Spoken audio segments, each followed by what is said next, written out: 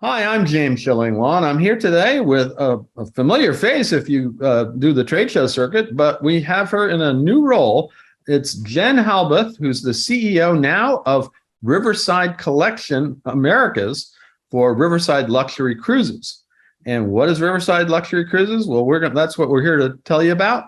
It does involve a ship you might be familiar with that is still called the Mozart. Most recently, it was called the Crystal Mozart, and we know what happened to Crystal. But you are now going to be able to book the Mozart on the Danube. And Jen is going to tell you all about that and more on Insider Travel Report. Now, first of all, Jennifer, congratulations on your new role. I said I was joking. I have to call you Jennifer now. You're a CEO. Your new role as CEO of Riverside.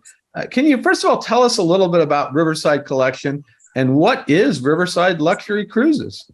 Yes, absolutely. Well, first, James, thank you so much for having me on. Yes, we've known each other for years and have seen each other at a lot of trade shows. Just a bit, just a few. Appreciate the time. Yeah, so Riverside Collection Americas, it's going to be a subsidiary of Riverside Luxury Cruises, which is really owned by a parent company, Seaside Collection. So this is a company that has been in the hospitality business since the early 70s, operating luxury hotels in Europe and the Maldives. So we are going to be the U.S. subsidiary, selling and marketing this brand to U.S. and certain Canadian guests. That's great. Now tell us a little bit more about your Seaside and what other travel and tourism interests does your parent company own, and where are they located? Yeah, their headquarters is in Hamburg, Germany, and they're in the hotel space, so in the luxury hotel space. So they've got properties in Germany, Valencia, Canary Islands, the Maldives.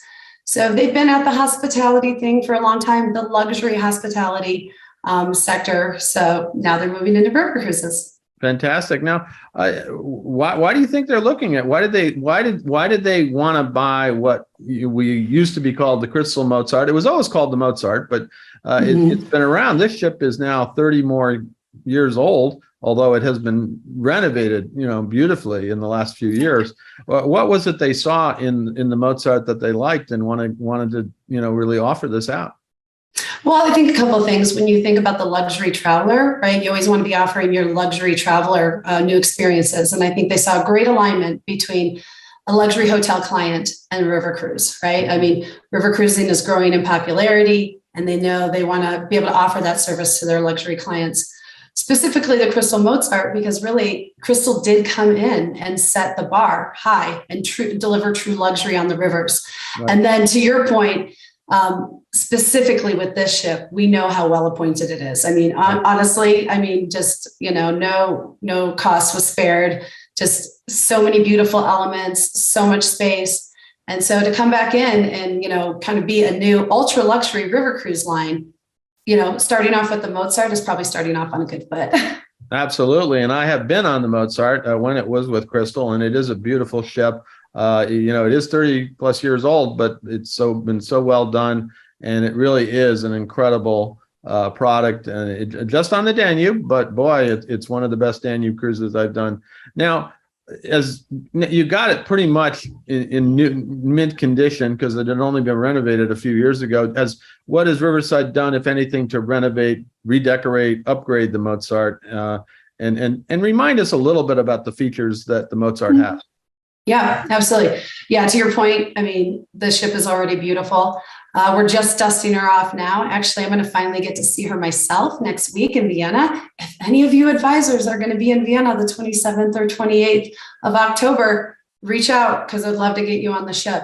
We're going to, maybe a few design elements. We're going to make sure that if anything needs to be touched up, obviously we'll do that before she's sailing, but we think she's pretty much ready to go as is because, the extra, the width allows us to have so much more space in all the common areas. The staterooms range from 215, that is the smallest, up to 883 square feet. They are big. Four dining venues, 2 bars, a steam room for men and women, a pool, a jacuzzi, massage and spa rooms. when you think about it, this ship really delivers everything that anyone could be looking for in a river cruise experience. Yeah, well, I gotta say, I don't think there's a larger spa pool, indoor pool, the area in any river ship. I mean, I was astounded when I saw the indoor pool that combines with the spa area and all the locker rooms. It really is a spa, just like you would find on any boutique hotel or any smaller cruise ship. So that's great. Now, what will be the food on board? I mean, what you said there are 4 restaurants, right? Yeah, there's you can go from, plated courses, really fine dining, to a little bit more casual fare. But at the end of the day, the quality of the food is probably one of the primary focus of Riverside. Mr. Gerlach, who is the owner of Seaside, he said that when they looked at kind of the per diem that they were going to put in per guest, per sailing, we pretty much doubled it, right? Like, we want to make sure that we are able to kind of bring the most high quality cuisine experience on the rivers. But it's also the service, right? And also having the variety, and being able to do room service to your room if you want. I think it's just like at every turn, like you said, if you were at a hotel, you would expect they would have a bar and a full service restaurant, and also a little more casual dining. But no matter where you dine on the Mozart, the quality is going to be top notch. No, and we're looking forward to it. And to the point, obviously the season has ended here for the moment, almost ended. If you're going to do holiday cruises, you would do it. Yeah. When can people start booking the Mozart? Well, hopefully very soon. I mean, that's one of the reasons, you haven't heard much about Riverside yet. I just got back from the Travel Allies conference just yesterday, and so many advisors and owners were coming up to me and saying, why haven't I heard anything yet? We've just been I've been very calculated and also respectful of advisors' times. I mean, at the end of the day, I didn't want to come out weeks ago and say, hey, we've got this going on. You can't book it yet, right? You guys are, everyone's time is precious. We will have our advisor booking site. Hopefully the launch is next week. It's going to be riversidecruises.com/TA. So we will be able to start taking reservations then. And she's going to start sailing in April of 23 on the Danube. April 23. So that's when the cruises are going to be. Now, what kind of itineraries will you offer on the Danube? Is just going to be one? You're going to have a different kinds, and are they all going to be 7-day? No, they're not all going to be 7-night. We're going to range from a 3-night to 14-night. So we have a 3, 4, 5, a couple 7s, 11, and a 14. So, but as you know, they are all going to include the 2 enchanting cities of Budapest and Vienna. So all different stretches. I always like the 3 and 4 and 5-nighters, because I feel like advisors can go ahead and build some nice custom FIT around it, put the cruise in the middle of it, really build something custom for their clients. So we're going to have a lot of opportunities for advisors to sell this. That's fantastic. Now you're also been staffing up. At least you started staffing up on the operational side to get the ship up and running again. Who have you hired so far to take on all these different roles, marketing, sales, reservations, and where will they be based? Yeah, well, yes, on the operational side, like we hired Sonia Gruber, who was the hotel director on the Mozart previously, and she will be again. She's actually unpacking her as we speak, so I'm excited to meet Sonia myself next week. Here domestically, right now, we are a mighty team of 2. Okay. Michelle Suarez is down in Florida. I'm located here in Colorado. We're going to be virtual. We are still looking, we're looking to hire. I'm looking for, a West Coast BDM. We're looking at a reservation manager. So this office will be focused on sales, marketing, and reservations, starting in the US. And then once we get things, a little fine tuned here, I will oversee Canada as well. We know that that's a critical river cruise market as well. And then, so you have pretty much the shipboard. I think I saw on your website, you have your hotel director, as you mentioned, you got a captain. Got everything going on. We've got a chef. We've got Ulrike, who also did Crystal Shore excursions before. So I think that's just part of the message, that we've got a nice core of people that had worked previously with Crystal, delivering that level that we're going to come in on. Yet obviously we'll, be adding new people into the mix, and then really letting this Riverside brand unfold and grow, and hopefully even push it, right? I mean, we knew Crystal came in at that level, but I'm excited to be a part of where we can take Riverside. Now, you mentioned what the markets you're targeting. Obviously, you're here in the U.S. market. You said you're going to look at Canada, but what do you think the mix is going to be on European versus North American versus Asian markets that you're going to target? Yeah, right now we are just going to be targeting Europe and North America. I mean, I think that probably once we get into maybe the 24, 25 selling year, we're going to see that 75 to 80% North America and maybe 20% European. We're not targeting the Asian markets right now. Maybe in 23, it could be a little bit more of a, 60-40 mix, only because, let's be honest, right? We're almost in November here and, we're going to sell for the next season. Obviously, selling to source market travelers will be pivotal, but no, it's still going to lean heavily on the North American market. I mean, that is what really drives, the strength of the river cruise space. No, absolutely, and that's. I'm glad that, it had a good reception when Crystal put it back in the water, and hopefully you're going to have the same reception now that you have it. Now, let's talk a little bit about, you are obviously positioning Mozart as a luxury river cruise product, but obviously there's a lot of luxury on the rivers these days. How are you differentiating Mozart from what's there now? Yeah. I mean, inherently, the river cruise space is luxury, right? It's very upmarket in terms of a vacation experience, without a doubt. So we're going to be coming in at the ultra luxury level. I mean, we do need to differentiate ourselves that way. A combination of all the things we talked about, the more space on board, the crew to guest ratio, the variety and quality of the dining venues, having that all that wellness, like you said, the largest and most complete spa. There's a fitness room, unique shore excursions. I mean, the list goes on. I mean, and I think all the operators, we all do an amazing job. I mean, you're not going to go on a river cruise and have a bad experience. And while every one of the river cruise operators offers some semblance of that, no other line puts it together and offers it at such a level in Riverside. So that's really how we're going to distinguish ourselves. Yeah, so you'll be the ultra high end, and I do believe Crystal, most people regarded it as the ultra high end, if for nothing else, is the crew, the crew to passenger ratios and the dining and everything else, and that's where they occupied. You do have competitors, and they're all great, as you said. I often say you really can't find a bad river cruise, even at the lower echelons of the market. It's just different. But sounds like you're going to try to grab that top spot in the ultra luxury, and that's probably the way to go. Now, let's talk a little about you. I mean, you were kind of top sales executive overseeing national accounts and stuff at Globus. You were all over the place. I saw you at all the conferences, and in fact, as part of that, you had Avalon Waterways, which is great river cruise product. What was it that interested you about this project so much that you decided to leave Globus and join Riverside? Yeah, because anyone who knows me knows I adore Globus and Avalon, especially the people, and I always will. This opportunity came to me, and when I looked at it, I mean, for one, as a former marketer, the opportunity to craft the story from go to help develop this brand, that was extremely exciting. For me to move into the true luxury space, right? I mean, we always said, Avalon was premium and Globus first class. And so this also allows me to learn a new market, which is very exciting. But I think that thing that actually interested me most is heading up the company and establishing a corporate culture. I am really focused on creating, and we might be a small and mighty team for a long time, but I want to make sure I create a work home for people. I want people to, want to clamor to work for us and love working on this brand, love working with each other. I think the idea of, establishing a new corporate culture, I think is what I'm most excited about.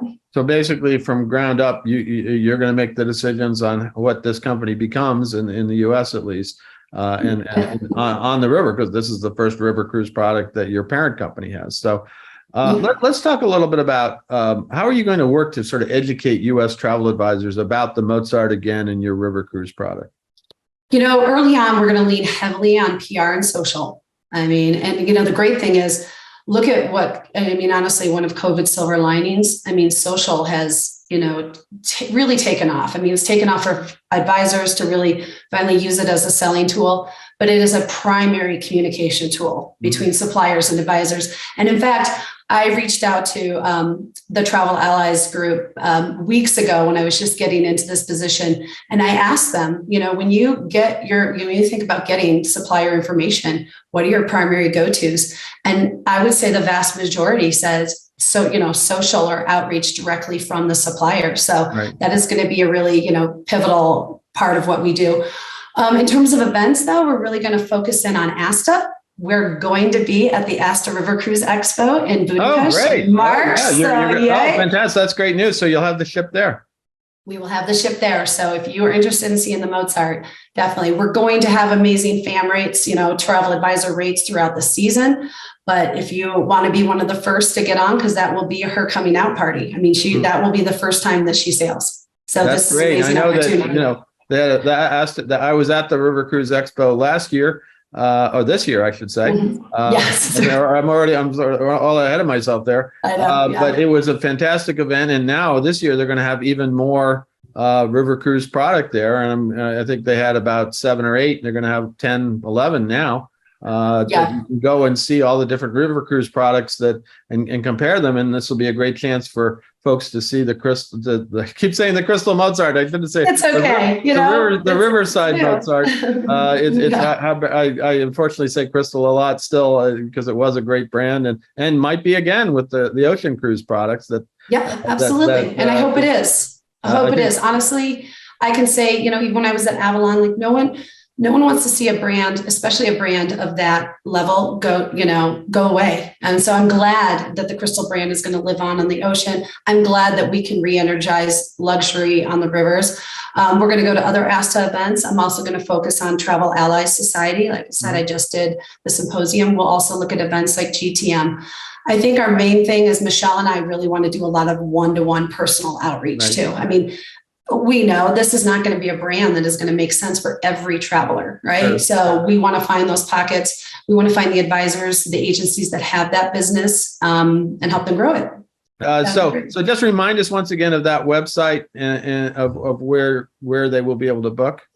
Riverside-cruises.com/TA. Okay.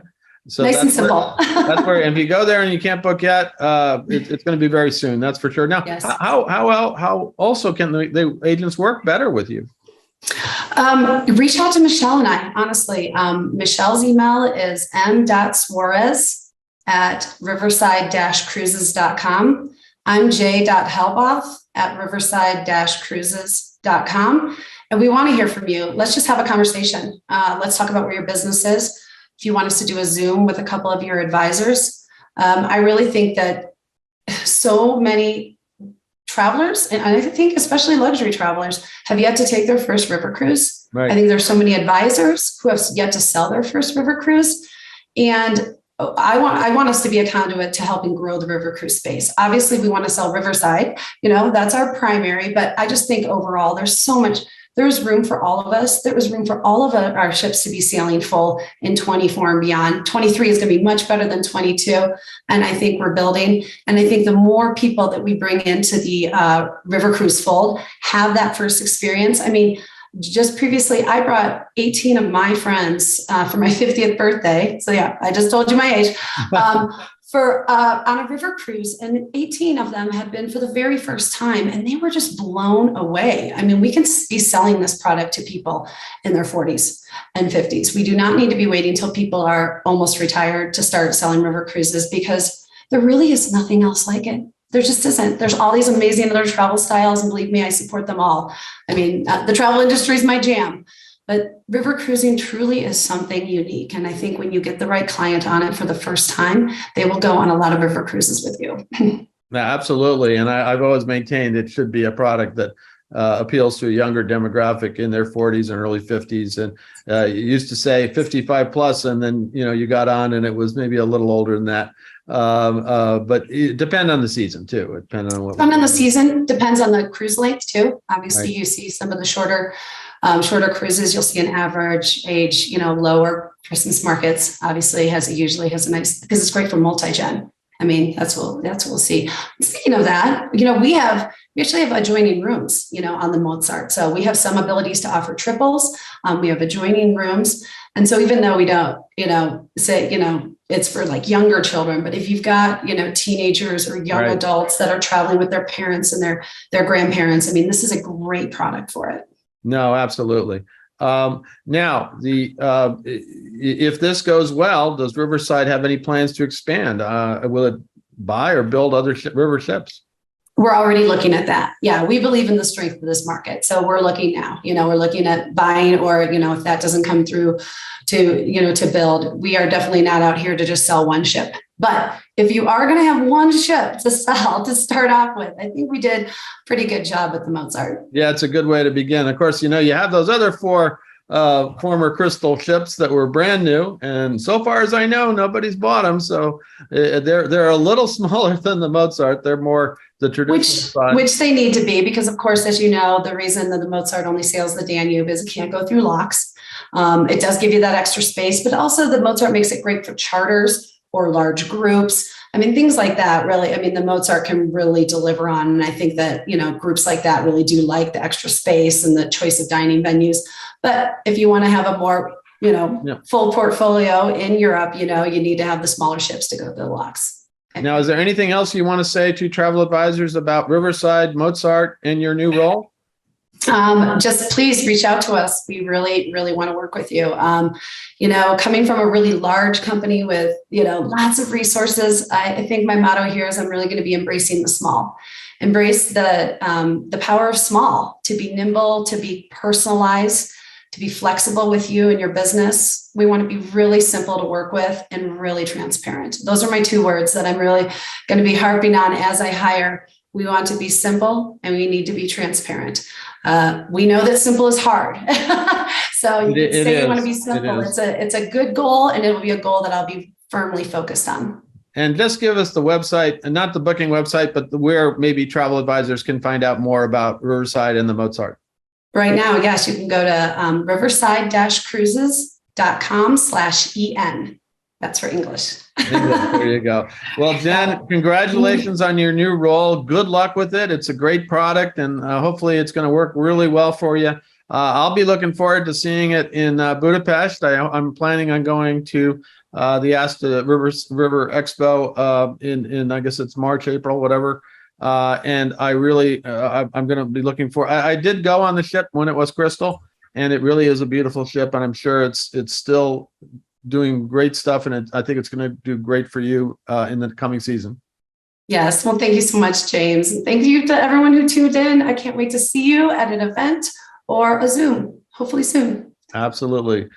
I'm James Shillinglaw, and this is Insider Travel Report.